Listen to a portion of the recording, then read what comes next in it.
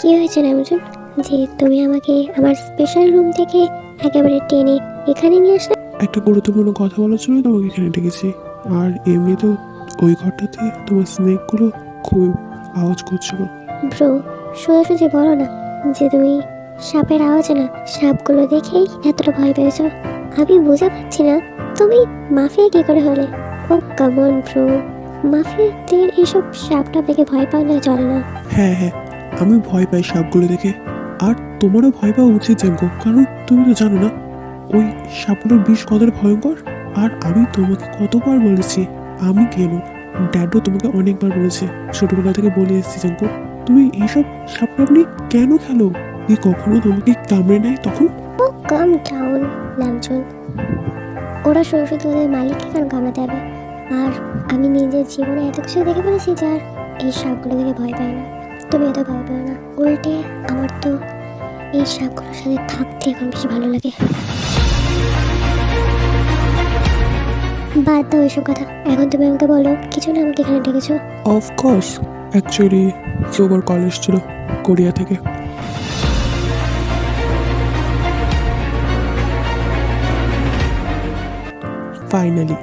Finally আমরা Korea যেতে পারবো। লিগালি সব ডকুমেন্ট তৈরি হয়ে গেছে। হ্যাঁ, অবশ্য কিছুটা প্রবলেম আছে, সেটা নিয়ে তুমি চিন্তা করো না, আমি সব সামলে নেবো। ফাইনালি তুমি তোমার নিজের সব কিছু ফিরে পেতে চলেছো আবার, ফাইনালি। ও ফাইনালি, তাহলে সেই দিন চলেই আসলো যে দিনের আমি অপেক্ষায় 6টা বছর ধরে করেছি। এবার আমিও দেখবো কি আমাকে আটকায়। Cross my heart and hope to die. Welcome to my dark side. To my dark side. To my dark.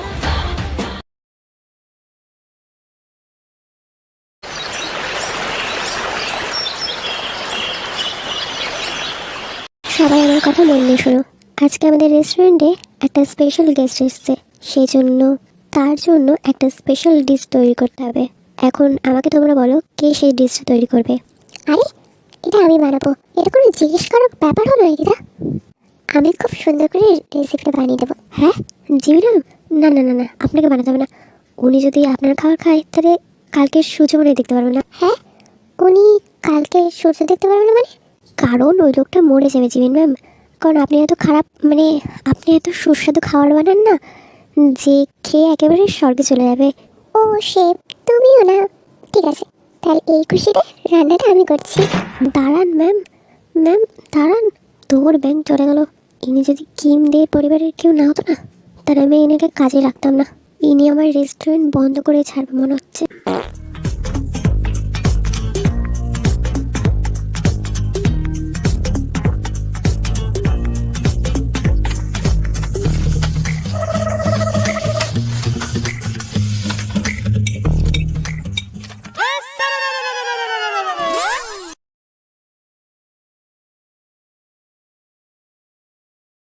O my god, ওই দেখো ওই দেখো ছেলে হোক, আরে দেখো ওই বিলিয়নের ছেলেটা কত সুন্দর। ও ফাইনালি ভেতরে তো চলে আসলাম। এই বড়লোকের ছেলে হও একটা সমস্যা বাবা। ও বাইরে কি ভিড়, তোর সাথে না দেখা করতে আসা আমার উচিত হয়নি। হ্যাঁ হাই ফাই হাই ফাই। এই তুই বারবার আমার বোনের রেস্টুরেন্টে দেখা করতে আসতে বলিস কেন রে? এই থাম থাম দাঁড়া, প্রথমত এটা তোর বোনের রেস্টুরেন্ট নয়, তোর বোন এখানে শুধু শেফের কাজ করে। আর বাইরে দেখেছিস কতগুলো মেয়ে ফ্যান আমার, সবাই আমার সৌন্দর্যে প্রশংসা করছে। এ দাঁড়া দাঁড়া দাঁড়া, এনাফ ইস এনাফ, ঠিক আছে? ওরা তোর সৌন্দর্যের প্রশংসা করছে না, ওরা তোর বাবার টাকার প্রশংসা করছে। তোর বাবা যে বল সেই জন্য, নাহলে তোকে তোরা পাত্তাও দেবে না।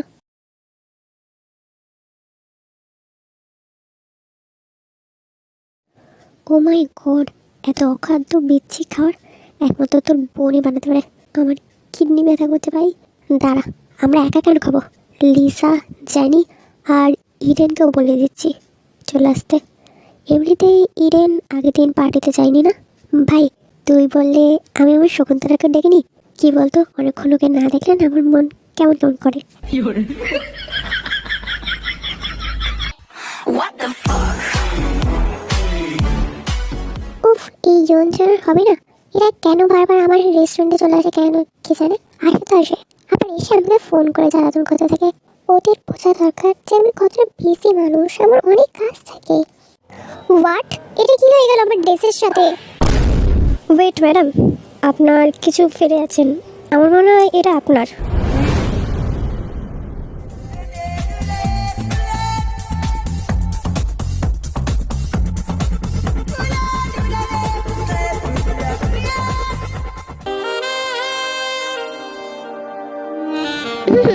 মিস জিমিন, আপনার একটু আশেপাশে খেয়াল রেখে চলা উচিত।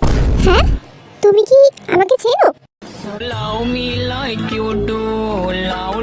হ্যাঁ, আমি শুধু তোমাকে না, তোমার পুরো পরিবারকে চিনি। তুমি মিস দের ছোট বোন জিমিন, তাই না? সো গাইস, এটা হচ্ছে সুগা।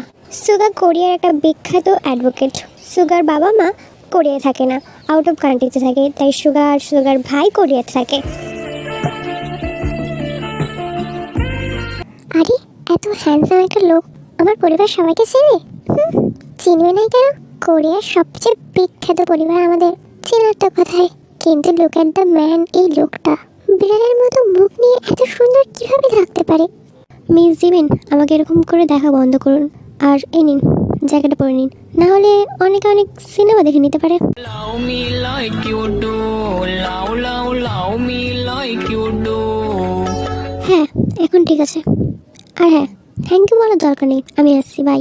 কিন্তু আপনার নাম কি এটা তো বলুন। ওটা জানার দরকার নেই, এটা বলেই সুগার লিফটের বাইরে চলে যায়। ওয়েট, লোকটা কি বলতে চাইলো? পিছনে সিনেমা দেখা যাবে মানে? বুঝলাম না ঠিক, কিন্তু লোকটা খুবই হ্যান্ডসাম ছিল।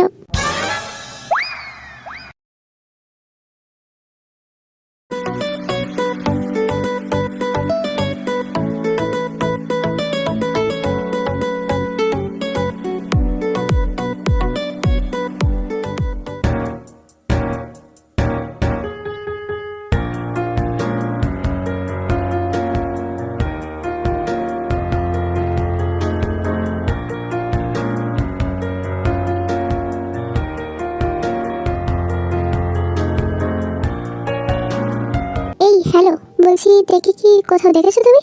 ম্যাম, ম্যাম তো নিচের রুমে ঘুমাচ্ছে। ওকে, ঠিক আছে, আমি দেখে নিচ্ছি, তুমি যাও।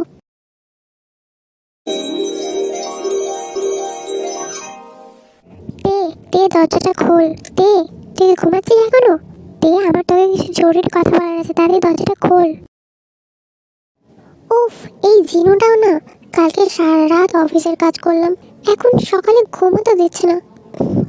আসছি, কি হয়েছে? এত দেরি লাগে তোর দরজা খুলতে? ও কুল ডাউন জিনু, তুমি এত রাগ করছো কেন? আর কি হয়েছে, আর কি হয়নি সেটা জিজ্ঞেস কর। এই বাড়িতে কারো কোনো হেলদোলই নেই দেখছি। ওদিকে জিমিন ওদিকে চলে গেল, আর ইয়ঞ্জন কোথায় গেছে জানি না, আর এখানে তুই পরে করে ঘুমাচ্ছিস। কত বড় প্রবলেম হয়ে গেছে তুই জানিস? কি প্রবলেম হয়েছে জিনু? দে আঙ্কেলকে পুলিশ অ্যারেস্ট করেছে।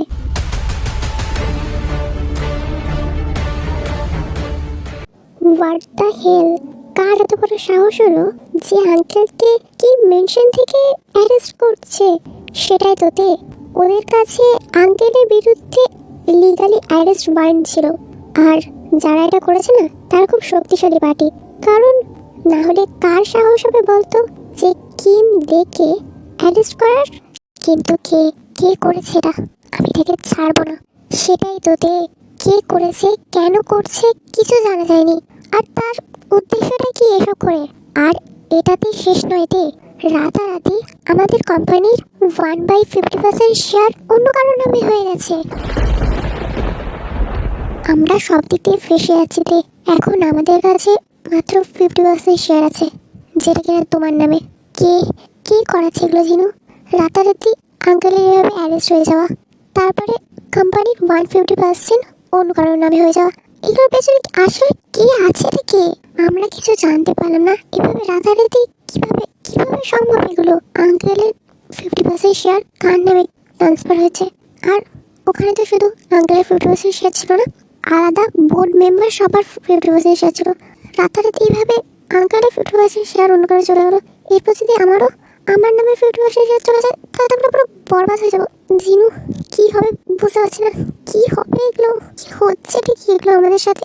জিনু, আমার নামে যে 50% শেয়ার হয়েছে আর বাকি যে 50% শেয়ার ছিল ওগুলো তো সব লিগালি, মানে আলাদা সব বোর্ড মেম্বারদের নামে করা ছিল। কি করে এক রাতে এইগুলো হতে পারে? এর জন্য তো সব বোর্ড মেম্বারদের সাইন থাকবে, আর আঙ্কেল দেরও তো সাইন থাকবে। আর আঙ্কেল দে তো নিজের ইচ্ছায় এইসব পেপারে সাইন করবে না। আর বোর্ড মেম্বারই বা কেন? যার নামে এই 50% শেয়ারটা, মানে এখন যার নামে এই 50% শেয়ারটা হয়েছে, তাকে কেন সব বোর্ড মেম্বাররা নিজেদের শেয়ার কেনই বা দেবে? সেটাই তো তে আমার মনে হয় কেউ আমাদের সাথে জেনে শুনে এগুলো করছে, কারণ সে ভালো করেই জানে যে আমরা কতটা ক্ষমতাবান। আমার মনে হয় অপরপক্ষ খুবই শক্তিশালী, নাহলে কেউ সাহস পায় আমাদের সাথে এইসব করার। তে আমি এখন পুলিশ স্টেশন যাচ্ছি আঙ্কেলকে ছাড়ানোর জন্য, আর তুই অফিসে যা, গিয়ে একটা বোর্ড মিটিং ডাক আর সবাইকে জিজ্ঞেস করে এগুলো কি হচ্ছে, কি করেছে ওরা এগুলো। আমাদের তো জানতে হবে না। Don't worry Jinu, I will handle it. যে আমাদের সাথে এটা করেছে না, আমি তাকে ছাড়বো না।